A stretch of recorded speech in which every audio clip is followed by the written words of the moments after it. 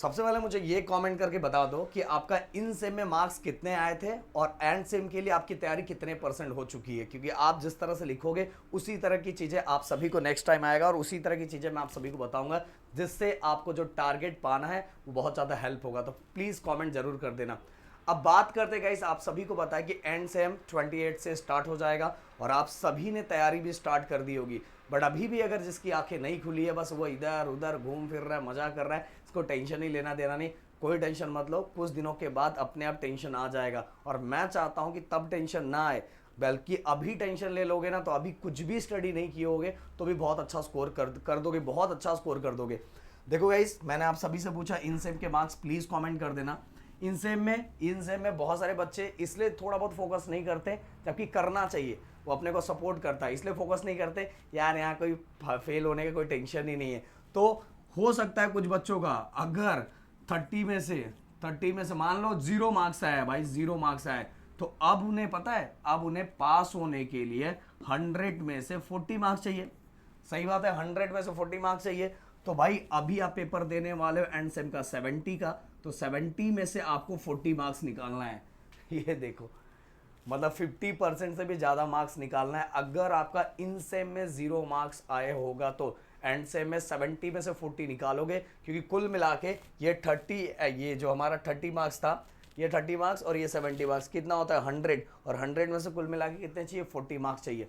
और गाइस ये क्राइटेरिया भी आप सभी को पता ही होगा कि अगर मान लो इनसे में, इनकेस इनसे में मैंने 30 में से 28 भी मार्क्स निकाल दिए, 28 भी मार्क्स निकाल दिया, अब आपका कहना ये होगा कि सर मैंने 28 मार्क्स निकाल दिया है सर, तब तो मुझे आप कितना एंड सेम में ओनली 12 मार्क्स ही चाहिए ना, ओनली 12 मार्क्स ही चाहिए, कि 28 + 12 कितना हो जाता है 40 हो जाता है। तो भाई बिल्कुल गलत है, ये बिल्कुल गलत है। हाँ कैलकुलेशन सही है बट चीज़ें गलत है, क्योंकि एंड सेम के अंदर कम से कम एटलीस्ट आपको 70 में से 28 मार्क्स तो चाहिए, तो चाहिए। अगर 28 मार्क्स आपका पासिंग नहीं मिला, 70 में से 28 नहीं मिला, तो इन सेम के मार्क्स ऐड करके कोई मतलब नहीं है। तो ये सभी चीज़ें आपको पता रहना चाहिए कि अगर आप एग्ज़ाम देने जा रहे हो। नहीं पता है तो भाई बोलना, इसके बारे में डिटेल में वीडियो बना दूंगा और डिटेल में चीज़ें समझा दूंगा। तो ये हमारा, हाँ सबसे पहली बात, आप जिस भी यूनिवर्सिटी में हो वहाँ की सभी चीज़ों के बारे में आपको पता रहना चाहिए।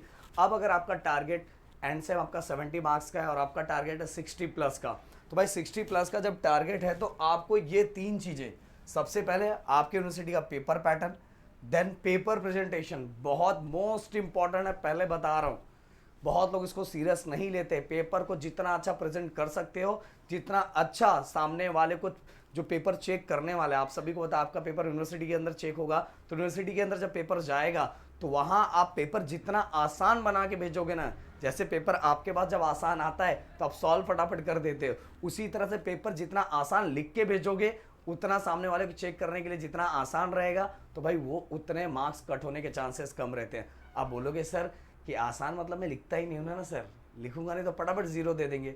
तो भाई क्या ही बोलूँ मैं, पेपर प्रेजेंटेशन का मतलब क्या समझा रहा हूँ, मुझे लगता है आपको समझ में आ रहा होगा कि पेपर इतना अच्छा प्रेजेंट करो कि सामने वाला आपके पेपर को देख के खुश हो जाए।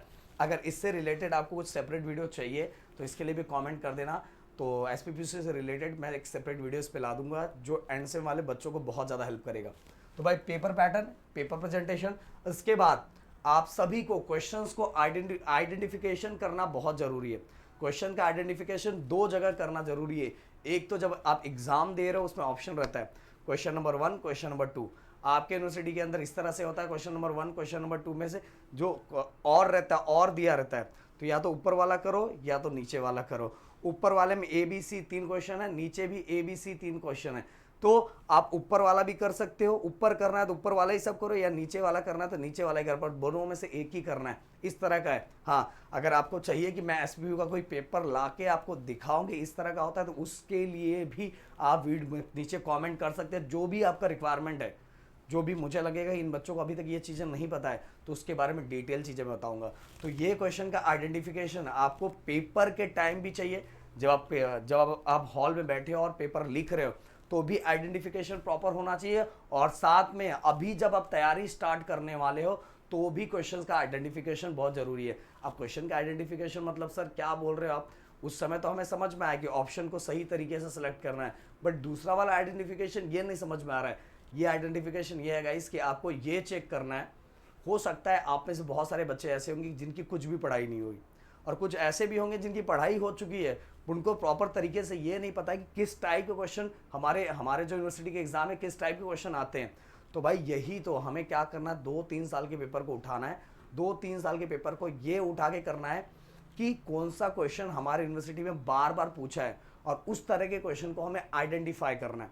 और हम जो पढ़ रहे हैं वो हमारे एग्जाम में आने वाला है कि नहीं आने वाला है, उस टाइप के क्वेश्चन आएंगे कि नहीं आएंगे, इवन हमारे सिलेबस के अंदर कौन कौन सा टॉपिक दिया है, उन टॉपिक के अंदर किस टाइप के क्वेश्चन हमारे एग्जाम में आते हैं, ये सभी चीज़ों को अभी हमें पढ़ते समय आइडेंटिफाई करना है।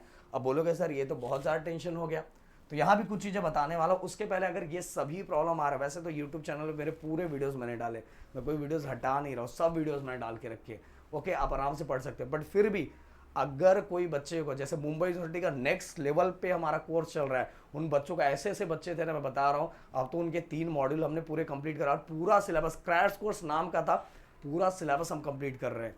तो उनके 3 मॉड्यूल हो चुके हैं, उनके 3 मॉड्यूल और आने वाले, टोटल मिला के 6, जो 3 बहुत अच्छी तरीके से हमने कंप्लीट करवा दिया और बच्चों को बहुत मजा आ रहा है। लाइव सेशन में बातें हो रही है, बच्चे फटाफट बता रहे हैं, क्वेश्चन जनरेट हो रहा है, उनको प्रैक्टिस क्वेश्चंस भेजे जा रहे हैं, फिर से उनको मोटिवेट भी किया जा रहा है, और ऐसे करके इनको 3 मॉड्यूल हो गए।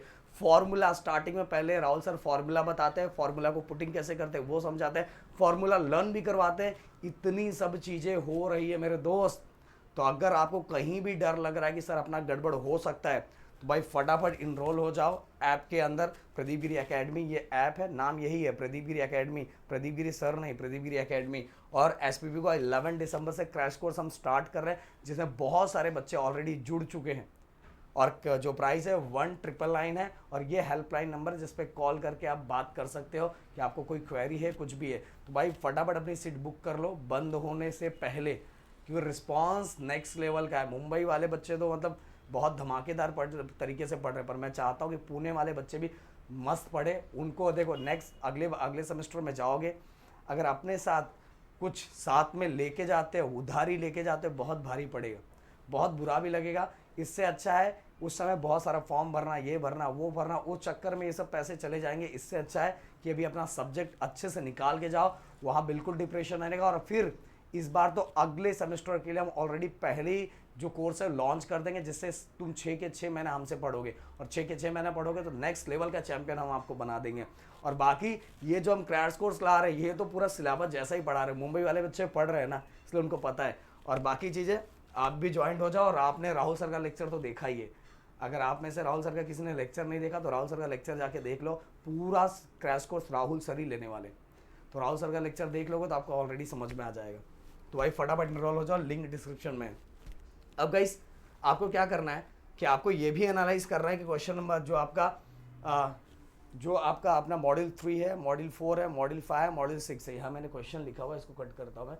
मॉड्यूल ओके, मॉड्यूल 3, 4, 5, 6, ये जो आपका मॉड्यूल है, इसके अंदर आपके किस मॉड्यूल का, उस मॉड्यूल के अंदर कौन कौन से टॉपिक है ये आपको लिखना है। वो सभी टॉपिक आपके हुए हैं, अगर हुए हैं तो आपको क्या करना, मान लो 3rd मॉड्यूल है आपका, उसमें जितने टॉपिक है सब टॉपिक का नाम लिखना है। सब टॉपिक आपका डन है तो यहाँ टिक कर देना है, नहीं डन है तो यहाँ कट कर देना। और अगर इसमें से ओनली मोस्ट इंपॉर्टेंट डन है तो कर देना, और मोस्ट इंपॉर्टेंट भी डन नहीं है तो भाई कैंसिल कर देना। इस तरह से करके क्या फायदा होगा मैं बताता हूँ आपको। और इसी तरह से question number 4, question number 5, sorry question number बोल रहा हूँ, मॉड्यूल 4, मॉड्यूल 5, मॉड्यूल 6, इस सभी का इस तरह से बना लिया। फिर आपको अपने आप समझ में आ जाएगा कि आपकी स्टडी कितनी हुई है, आपका कुछ हुआ है कि नहीं हुआ। फिर आपको दिखाई देगा कि यार आपको कौन सा पहले पढ़ना चाहिए। एटलीस्ट ये 4 मॉड्यूल के अंदर 3 मॉड्यूल आपका टारगेट बहुत अच्छी तरीके से होना चाहिए। और अगर क्रैश कोर्स से जुड़ जाते हो ना तो सब टारगेट हम अपने आप ले लेते हैं, ना कुछ आइडेंटिफिकेशन, ना कुछ नहीं, बस पढ़ना है, बस हमारे साथ आके पढ़ना और मज़े से पढ़ना है, मैथ का टेंशन ही खत्म हो जाएगा। बट अगर आप अपने से कर सकते हो तो कोई बात नहीं, कोई टेंशन नहीं, हमने तो सबको आपको दिया ही है। तो मॉड्यूल 4, मॉड्यूल 5 एंड मॉड्यूल 6 का इस तरह से टिक करोगे। टिक करने के बाद गाइस सबसे पहले अगर आपका पूरा ही बुरा हाल है, पूरा ही ऐसा है कि सब कट का है, तो आपको सबसे पहले मोस्ट इंपॉर्टेंट क्वेश्चन करने चाहिए। और मोस्ट इंपॉर्टेंट क्वेश्चन कैसे करने चाहिए मैंने बताया। क्वेश्चंस का आइडेंटिफाई करना सीखो, क्वेश्चंस को आइडेंटिफाई करो कि आपके यूनिवर्सिटी के अंदर कौन से टॉपिक हैं और कौन से टॉपिक में से कौन से क्वेश्चंस पिछले 3 सालों के अंदर आ रहे हैं। और जो 3 सालों के अंदर आपने आइडेंटिफाई कर लिया तो आपको किसी की जरूरत नहीं, ना मेरी जरूरत या किसी की जरूरत नहीं। हाँ, अपने कंटेंट अपने चैनल पे ऑलरेडी डाला हुआ है, उससे आप समझ सकते हो और पढ़ सकते हो, समझ में आया। बट ये आइडेंटिफाई आपको फटाफट कर लेना है। ये आइडेंटिफाई हो गया। हाँ, अगर आपका सबका सब कंप्लीट है तो भाई कुछ आइडेंटिफाई करने की जरूरत है। आपके सब टॉपिक कंप्लीट है जितने आपके यूनिवर्सिटी के अंदर है, यूनिवर्सिटी के जिस चैप्टर के अंदर जो टॉपिक सब के सब है, तो आपको कुछ सोचने की जरूरत नहीं। अगर ये सभी आपने कर लिया तो भाई आप 60+ मार्क्स आराम से स्कोर कर लोगे। ओनली बोल रहा हूँ मोस्ट इंपॉर्टेंट क्वेश्चन भी कर लोगे ना तो भी 60+ मार्क्स आराम से स्कोर कर लोगे। और क्वेश्चन को आइडेंटिफाई करके मोस्ट इंपॉर्टेंट क्वेश्चन कर लोगे तो 60+ कोई लाने से रोक नहीं सकता। इवन बता रहा हूँ कि अगर आपका इनसेम भी खराब भी गया होगा तो भी यहाँ बैलेंस करके बहुत अच्छा स्कोर कर सकते हो। बस बोल रहा हूँ मोटिवेशन बरकरार रखो, कंटिन्यू पढ़ना स्टार्ट करो। अपने दिल को ये समझा लो कि यार कितने दिन ही पढ़ना है, कुछ ही दिनों की बात है ना, कुछ ही दिनों के बाद है। फिर सेमेस्टर 1 निकल गया था, सेमेस्टर 2 में, और सेमेस्टर 2 में तो सर ने बोला है पहले सेमेस्टर 2 का भी अपने चैनल पे पूरे के पूरे कंटेंट हमने डाल दिए। बट अगर हम जो क्रैश कोर्स लाएंगे उससे हमसे जुड़ के पढ़ोगे ना तो एक जैसे एक टीचर आपके पीछे पढ़ा रहता है ना, भाई आज क्यों नहीं पढ़ा, क्यों नहीं पढ़ा, क्यों नहीं पढ़ा, वो मजा अलग होता है। तो वो चीज़ है, वो करना चाहते हैं या यूट्यूब पे तो हमने पूरे कंटेंट डाल दिया, हम कोई वीडियो डिलीट नहीं करने वाले। ओके, मिलते हैं नेक्स्ट वीडियो में। Thank you so much guys, जय हिंद दोस्तों।